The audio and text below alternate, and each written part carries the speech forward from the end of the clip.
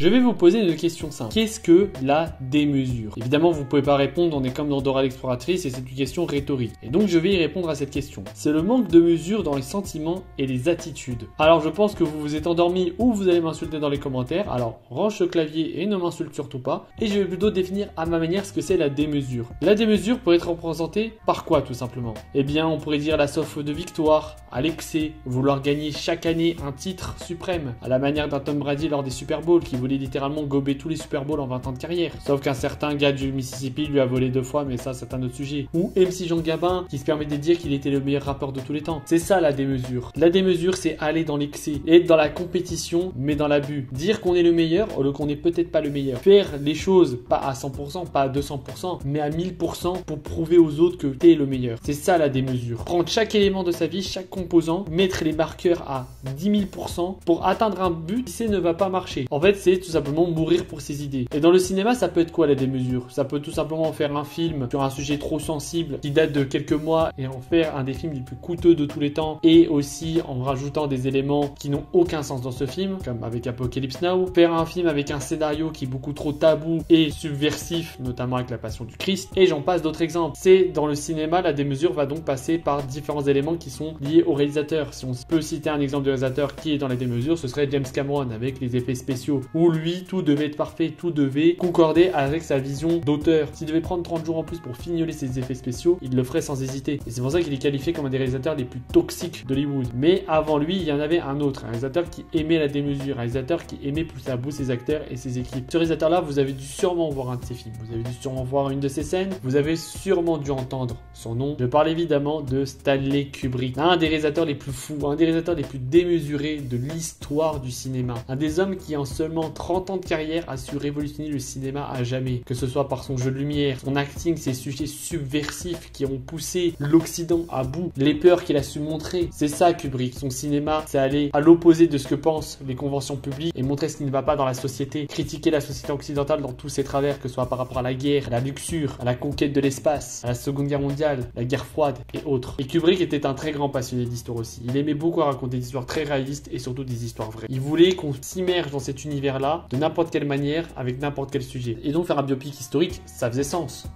pour Stanley Kubrick. Et quoi de mieux qu'un réalisateur démesuré pour faire un biopic sur un homme démesuré?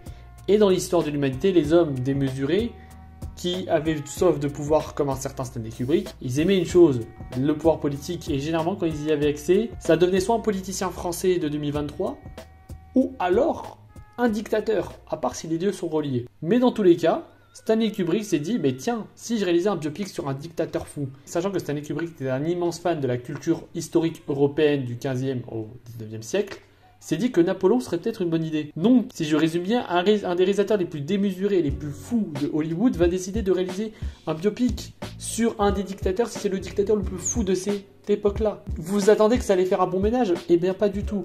Et justement, dans cet épisode de What If, et notamment avec la sortie récente du film Napoléon de Ridley Scott, qui reprend certains éléments du film Napoléon de Stanley Kubrick, eh bien, je vais revenir sur la production de ce film et pourquoi ce film fut un ratage complet de A à Z, mais surtout qu'est-ce que ce film a apporté notamment à la filmographie de Stanley Kubrick, mais aussi à Hollywood. Eh bien, je propose qu'on fasse un petit retour en arrière et plus précisément en l'année 1968. En 1968, à l'aube de la décennie des années 70,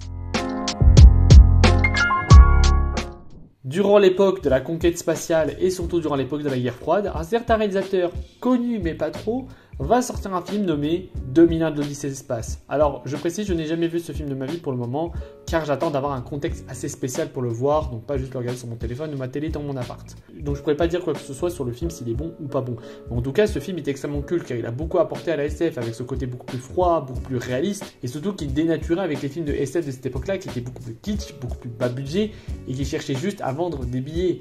Là, Stanley Kubrick voulait vraiment parler de l'évolution de l'homme, voulait parler du lien qu'il y avait entre la conquête spatiale, par rapport aux Occidentaux durant la guerre froide, et par rapport à leur démesure, par rapport à leur folie, par rapport à la froideur qu'ils ont là-dessus. L'espace, c'est un monde fascinant, mais c'est un monde froid et terrifiant à la fois.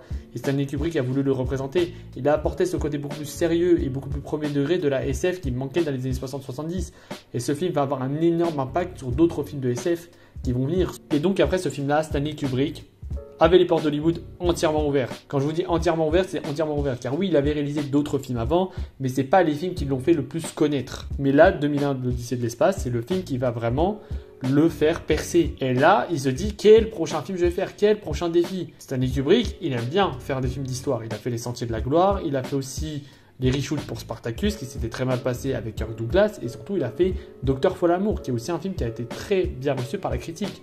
Et là il s'est dit il faut que je fasse un biopic historique. Et là il faut que je passe au prochain step. Là je veux faire l'un des films, c'est le film le plus ambitieux d'Hollywood. Et là il reprend l'idée de son biopic sur Napoléon. Il se dit c'est le moment, c'est l'opportunité de faire un biopic sur Napoléon. Et là le mec va pas déconner, il va pas aller de main morte. Il va faire un scénario de plus de 186 pages. Vous vous rendez compte, 186 pages. Il y a des blockbusters qui coûtent 300 millions de dollars qui tiennent même pas sur 40 pages. Tenet, le scénario ne fait même pas 40 pages aussi. Dunkerque, le scénario tenait sur 10 pages. Stanley Kubrick a fait 186 pages pour le film Napoléon. Il faut se rendre compte de la dinguerie. Le mec avait une vision précise. La vision était nette, comme on dit. Il voulait vraiment faire le film le plus ambitieux de tous les temps. Et ça s'est senti dans tout le fil de la production, que ce soit avec les décors, les figurants et le casting. Stanley Kubrick voulait littéralement tourner le film dans le monde entier. Il voulait tourner le film en Égypte pour montrer les conquêtes de Napoléon en Égypte. Il voulait tourner le film en Espagne. Il voulait tourner le film en France. Il voulait tourner le film en Belgique. Il voulait faire un film international pour vraiment montrer la démesure d'un Napoléon. Il voulait faire le film le plus réaliste possible, notamment avec des scènes où on aurait plus facilement eu plus de 1000 figurants. Déjà que dans le Hollywood d'aujourd'hui, ça se fait absolument pas, surtout avec des effets spéciaux. Alors je vous laisse imaginer dans les années 60. 1000 figurants, c'est beaucoup pour une scène. Même les scènes comme le débarquement de Normandie avaient moins de figurants. Là, il voulait 1000 figurants, il voulait plus de 500 chevaux, il voulait des costumes ultra réalistes, poussés, qui représentait vraiment la haute couture militaire et de la haute bourgeoisie française, comme à l'époque. C'était son but, c'était de faire le film le plus réaliste et le plus moderne possible. Car oui, aujourd'hui on a tendance à critiquer les biopics car ils ne sont pas réellement fidèles à l'histoire, et ça c'est un tout autre débat qui est assez intéressant. Là, Kubrick, après ce concept-là, il a dit, il aille se faire foutre. Moi, je vais faire le film le plus réaliste de tous les temps. Je vais montrer tous les détails de la vie de Napoléon. Et quand je vous dis tous, ça va être tous. Voilà, là, on avait ces idées-là. Il voulait faire un film réaliste et poussé. Et surtout, la question qui se posait, c'était qui c'est qui va incarner Napoléon ? Napoléon, c'est quand même un rôle à pas prendre à la légère. On parle dans des personnes historiques les plus controversées de tous les temps. Bon, je vais dire les termes, c'est un sacrifice de pute, hein, voilà, faut dire les termes. Je disais ça parce que bon, les fachos, ils vont commencer à venir sur les commentaires et venez, dites les termes, allez dire les termes si vous voulez. J'en ai rien à faire, voilà. Et donc, Napoléon, c'est un personnage emblématique, un personnage qui a énormément de charisme et surtout un personnage qui a beaucoup de choses à raconter au cinéma et un personnage qui est hyper intéressant à raconter en film. Et Stanley Kubrick a trouvé son acteur en Jack Nicholson qui venait de sortir notamment Easy Rider. Alors, je précise, ce film est sorti avant Shining, donc ils se connaissaient pas, ça allait être la première collaboration entre Jack Nicholson et Stanley Kubrick. Et Jack Nicholson, en vrai, ça aurait pu être quelque chose d'intéressant. Alors, il ressemble absolument pas à Napoléon, mais dans ce jeu d'acteur, il est assez démesuré, il sait jouer la démesure. Donc, ça avait tout sens. Et donc, le second perso le plus important du film, c'était tout simplement Joséphine de Beauharnais, j'espère avoir bien dit le nom, qui était tout simplement la femme de Napoléon, qui était un personnage très important dans la vie de Napoléon et aussi un personnage très controversé. Et le nom de l'actrice qui devait jouer était tout simplement Audrey Hepburn. Donc, on devait avoir un casting ultra solide avec deux acteurs ultra populaires, une actrice hyper impopulaire et un jeune acteur populaire montant pour jouer l'un des duos les plus controversés de la politique mondiale et historique. Mais vous allez me dire, un scénario ultra complet, des décors ultra détaillés, des lieux de tournage déjà prévus, une liste de figurants déjà établis, des visuels, un storyboard déjà fait, tout était carré pour le projet. Qu'est-ce qui a pu mal se passer ? Eh bien, dans les éléments que je vous ai dit, il n'y a pas un problème, non ? C'est que le film était beaucoup trop dans l'excès. Et c'est ça qui résume le film, l'excès. Parce qu'avec tout ça, des tournages qui se passent dans plus de 4-5 pays, un scénario hyper long adapté qui aurait dû faire un film de plus de 4 heures, des acteurs qui sont ultra populaires et qui vont coûter cher, des figurants à payer, des décors à payer, parce que le film aurait dû se passer dans plein de décors différents, et notamment les grands bals auxquels Napoléon et Joséphine participaient pour certaines activités, dont je tairai le nom pour pas me faire strike, eh bien ça coûtait beaucoup d'argent. Et il faut préciser qu'avant cela, il y avait aussi eu un autre film qui avait pas marché sur l'histoire de Napoléon, qui était le film Waterloo, et il avait fait un énorme beat. Et les studios qui l'a posé, notamment la Paramount et la NBA, MGM, ils étaient ultra refroidis à l'idée de refaire la même chose avec Napoléon. Sauf que Stanley Kubrick, c'est une tête de mule. Stanley Kubrick, lui, comme je l'ai dit, il meurt pour ses idées. C'est la démesure en personne. Donc lui, il va se battre avec les studios de production pour faire son film. Il veut produire son film. Il veut que Napoléon sorte. Sauf que, d'un côté, ok, le film a l'air ultra ambitieux, ultra intéressant. Mais de l'autre, la Paramount ne veut pas produire un film qui risque de coûter très cher, qui va prendre des délais de tournage parce que bon, Stanley Kubrick, on le connaît, il aime bien retourner la même scène pendant 3 semaines. Et surtout un film hyper trash. À une époque où les tensions politiques sont très dures, ou à l'époque où les États-Unis sont pas forcément à leur grande forme, on est en pleine guerre du Vietnam, montée de la consommation du crack, et faire un film sur un personnage totalement démesuré et un film rated R ultra trash, ultra violent de plus de 4 heures, ça refroidit la Paramount. Eux, ils veulent faire de l'argent facile, ils veulent produire des petits films, et ça va pas plaire du tout. Parce qu'en plus, dans le film, il y avait des scènes, quand je vous dis très trash, c'était très trash, car Napoléon, on devait lui montrer ses pires facettes. Il ne devait pas être un personnage ambigu, il devait être un personnage fou, notamment en montrant sa vie, disons, intime avec Joséphine. On aurait eu des scènes très explicites montrant notamment ses pires fantasmes. Le film devait montrer Napoléon, l'être humain, pas la figure que la France, que l'histoire essaye de montrer, mais le Napoléon qu'il était réellement, à savoir un dictateur fou, un homme fou, où littéralement la phrase de « le pouvoir lui monter à la tête » est concrète sur cette personne-là. Et ça n'a pas plu à la Paramount et l'MGM, où ils se sont dit on peut pas produire un film pareil. Certes, tout était carré, tout était fixe pour faire le film, le casting, le budget, les figurants, les lieux de décor et autres, et surtout le nom de Stanley Kubrick qui fait vendre, mais le contexte faisait que le film ne pouvait pas sortir. Il ne pouvait pas sortir, on ne pouvait pas filmer toutes ces grandes batailles pour qu'ensuite le film sorte au cinéma et bide. Et donc le projet fut mis à la porte. Mais évidemment, tout comme Napoléon, qui est littéralement mort à cause de sa stupidité à vouloir continuer son combat à savoir conquérir l'ensemble de l'Europe, voire du monde, Stanley Kubrick, ça va être la même chose avec son film. Car Stanley Kubrick va se battre jusqu'au bout pour produire son Napoléon. Il va jusqu'à sa mort en 1999, pousser tous les studios à faire son film. Il va réécrire son scénario, réimaginer ses scènes, réengager de nouveaux acteurs que plutôt Jack Nicholson et Audrey Hepburn. Même s'il va réaliser d'autres films, ce film Napoléon va être son obsession.